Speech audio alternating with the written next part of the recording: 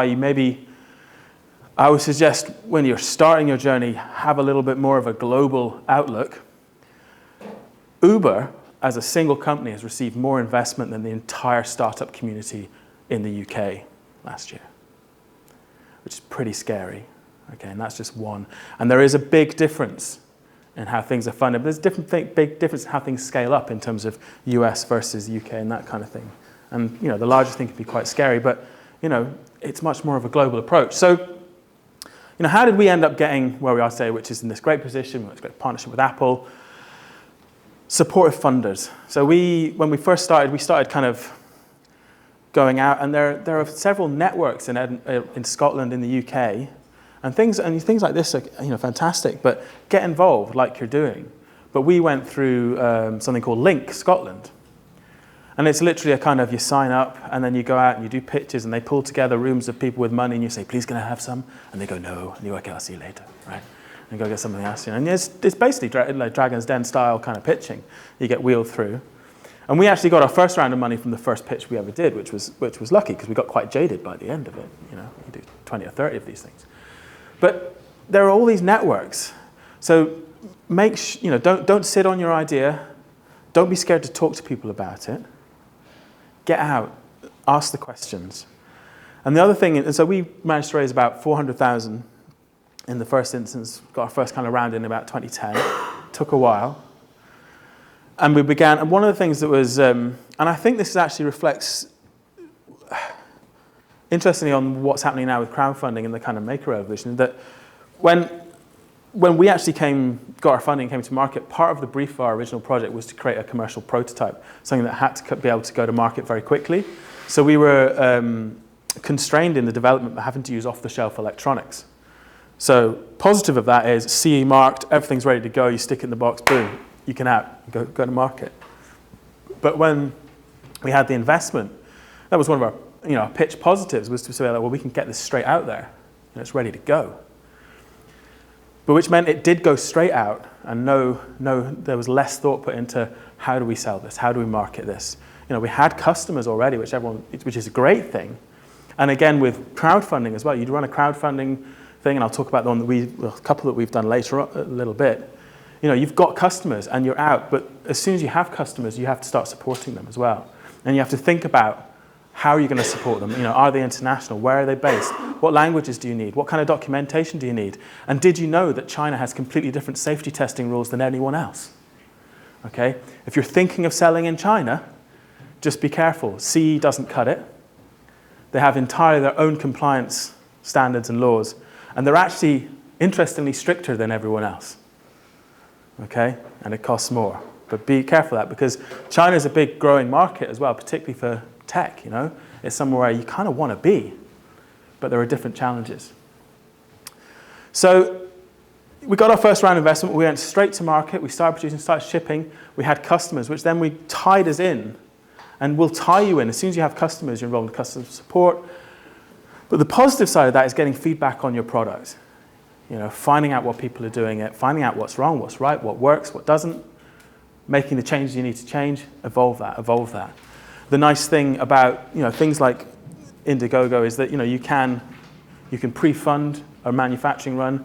You can maybe even do it in a short run because you can change the pricing structure because of the overhead change, because you're bringing the cash flow forward, all these different types of things, which means that if there is an issue, you can change it and fix it, and you're not stuck with 250,000 units that are just not compatible with the new iPhone size, okay, when it gets released and they change the form factor. Happens quite a lot. But so VC funding,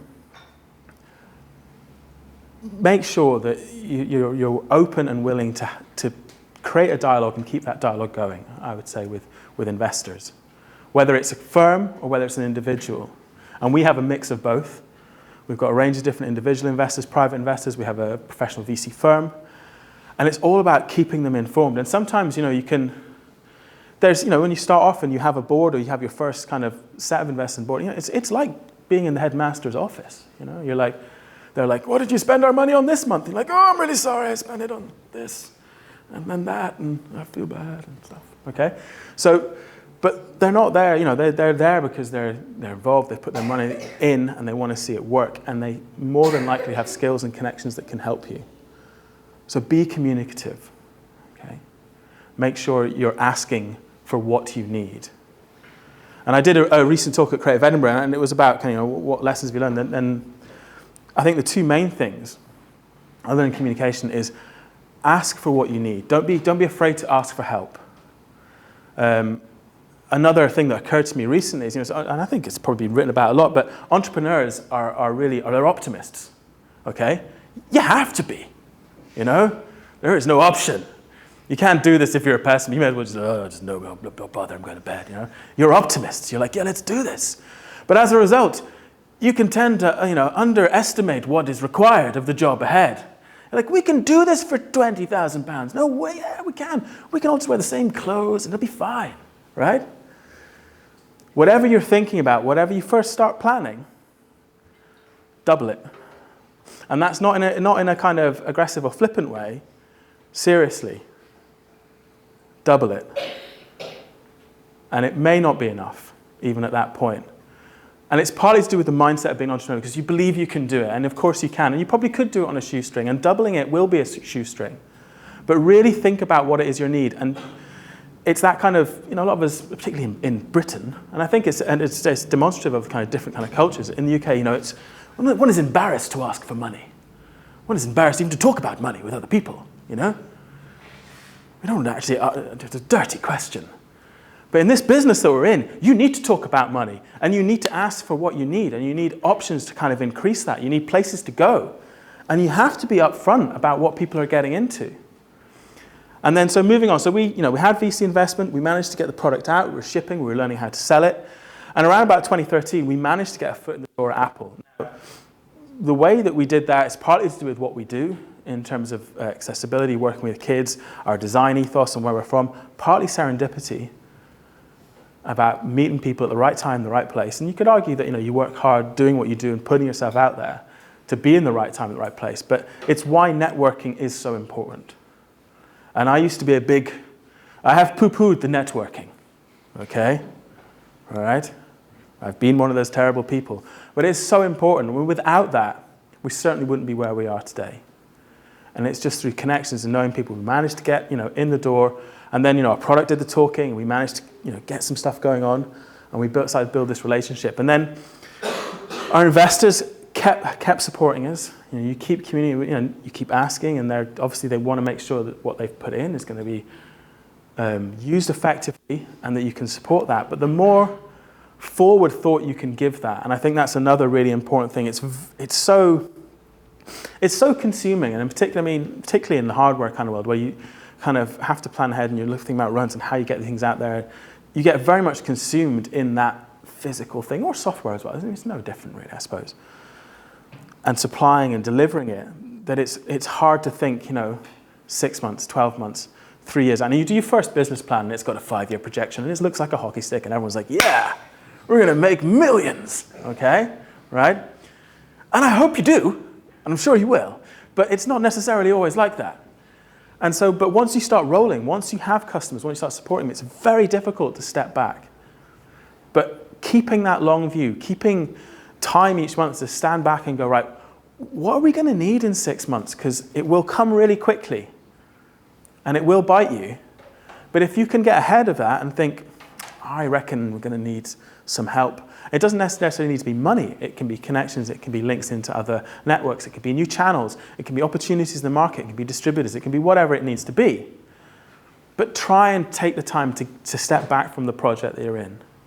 Remove yourself a little bit and try and eyeball it from afar and go, whoa, that looks grim. We should do something about that. We should ask someone for some help with that. Okay. So we started shipping the first product on Apple in 2013, and it became very quickly apparent to us, as it did Apple, that the product, although the concept is fantastic, we needed to make it. It wasn't wireless. It didn't work with the iPad. It was USB only. It cost too much. It was £400, £500. And so we began working on another deep development phase, and we were able to do that again with the support of investors. Because once you start shifting between development, you're selling, okay, that's fine.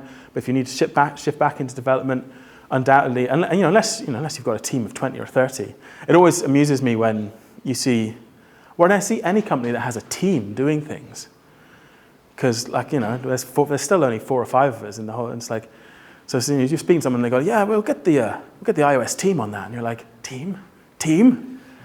We've got like half a guy doing customer support, or 3/4 of a lady doing kind of, accounts or whatever it is. And it's like, teams? Whole people, more than whole people doing single jobs. That is just genius. Who would ever thought that would work, okay? So, you have to be adaptive. So keep your funders informed, be adaptive to what you're doing, try and have a long view, but keep that long view going.